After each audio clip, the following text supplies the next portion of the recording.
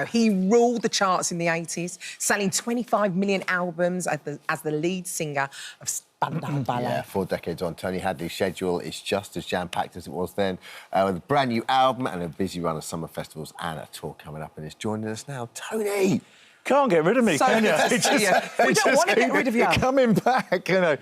How many years? It's a long decades, time. I mean, can you even believe it? 4 decades. You look exactly the same. Well, you sound the same You're too. very kind. But, yeah, I mean, it's, you know, 43 years, which is incredible. And funny enough, it's sort of someone phoned me up the other day because Live Aid is, I think, 40 years as well. It's coming up for 40 years. And you don't realise how quickly the time goes by. My eldest son is going to be 40 on the 16th of 40. My Tom's going to be 40 on the 16th of February. Yeah. And my youngest was 12 yesterday, my little Genevieve. So it's a big expanse. I love what I do. Yeah. I'm very, very lucky. And I think when you start off in this business, as you know, it's a dream. You hope that you can carry on the dream and get paid for it as well and be doing it for the rest of your life. Because, you know, as I say to people, I'm not remotely qualified for anything else, as my wife would testify.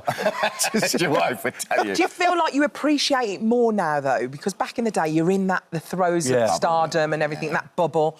Do you feel like you enjoy it more now? I think so, yeah. I try and appreciate the whole fact that I'm still doing it, I'm still loving it as much as possible. I mean, you know, when you're 20 and you've signed your record deal and everything else, you're doing Top of the Pops, it's relentless. Yeah. I mean, you know, times are busy now, but when you're sort of a young pop band, it's like ding, ding, ding, ding, ding, ding, and you just don't stop. And to be honest, you don't really stop to savour the moment. No. And people ask me now, what did you do back in... I ain't got a clue. Yeah. Can you tell me what I did? I don't know. That documentary a few years ago, Soul Boys, was such a was such a brilliant story. Because, like, it's not really only about being a band in the 80s. It's about the fact you guys were playing in the bombed-out sites in the Second World War. You're all London boys. And then you grow up and you go to the Blitz Club and all these unbelievable artists like Boy George and Steve Strange. Like, everyone's in the Blitz Club. I mean, where you guys have come from is extraordinary. I suppose it is, really. I mean, and also you've got to remember we came from a period of time, it was post-punk. You know, London was really gritty. I mean, Soho back in 77, 78, you know, it was a bit dodge walking around there. But there was this whole kind of new movement, youth was great, there was a feeling of optimism, which I think we're sadly lacking in the country today. But you know, young people thinking we can do anything we want. And then there was the whole fashion element as well. Yeah. But also no social media, no TikTok, Those were the no days. Snapchat. It was just literally word of mouth and there was a good feeling. There was the Durani's in Birmingham, the Spandau down here, Depeche, Basildon, Human League in Sheffield.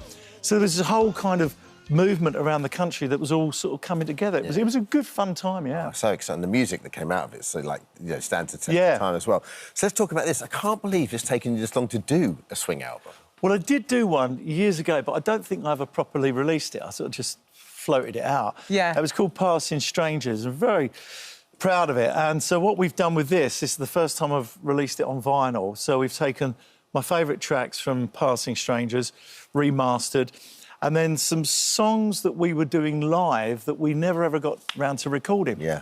So it's a kind of sort of my favourite songs, really. Is that your dog? That's the mood you're in. Is that your dog? That's not my dog. No, it's Craig who's the dog. Oh, it's his dog. Oh, it's a nice beautiful dog. I've got little miniature wide-haired Dachshunds, so they're not as big as that dog.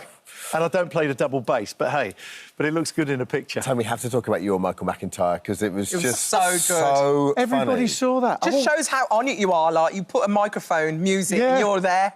Well, it was really fun, because I'm going along in the cab and, you know, and he's chatting away. You know what cab drivers are like. And I thought, something's afoot here. Really? But when I walked into the supposed dental place, which I thought I was meant to be an ambassador of, and they sort of sat me on the chair, and I said to them, you're the 3 best-looking dental nurses I've ever seen in my life. And then when she went, ha, ha, ha, I was like, what? And when that flat came down, it was really loud. And the audience were quite amazing. I think there's one bit where I put my hand over there and, you know, good job I covered. Look at him with the apron on. I hope I haven't got the same jacket. I hope I've got a different jacket. Is it the same one? I really must buy some new jackets. So good. It was so brilliant. good. But I remember being, because I hadn't warmed up or anything, being really thirsty. So when Michael said, oh, can we have another song? literally Adam, our keyboard player, just grabbed his bottle of water and Yeah. the water, and then the guy gave Because me normally the you'd have to warm up before something like that, wouldn't you? Yeah. You sounded beautiful. Yeah, I normally do. I do. And I say to all young singers, make sure you warm up 30, 40 minutes before you go on stage. It really is invaluable. It's a And great March, you're going on tour?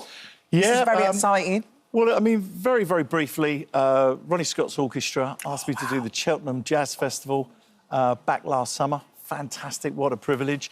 And it was amazing. Very nervous. I hadn't done the swing thing for a while. But that sort of prompted me to sort of, you know, go and do a swing tour again. So we're doing that in March, all around the country. Vinyl, coloured vinyl as well. It's just brilliant. I love vinyl. And so that's out. And, yeah... And then I saw you on the piano room, the Radio 2 piano. It's such a lovely thing we're doing, isn't it? Oh, that was great with Vernon. Yeah.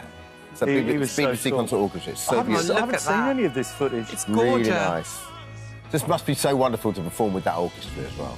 Performing with an orchestra is, I think, always the best thing for a singer. I've been lucky enough to play with orchestras all over the world. But they were absolutely fantastic. Yeah. And, yeah, it was just so lovely. And the setting was great. The lights were good. Maid of Ale as well. Make a bit of Vaseline on the lens these days, and I'm happy. Always does wonders. Tony, thanks so much. The mood I'm in, Tony Hadley's out now. Good to see you guys. Congratulations Thank you, on everything.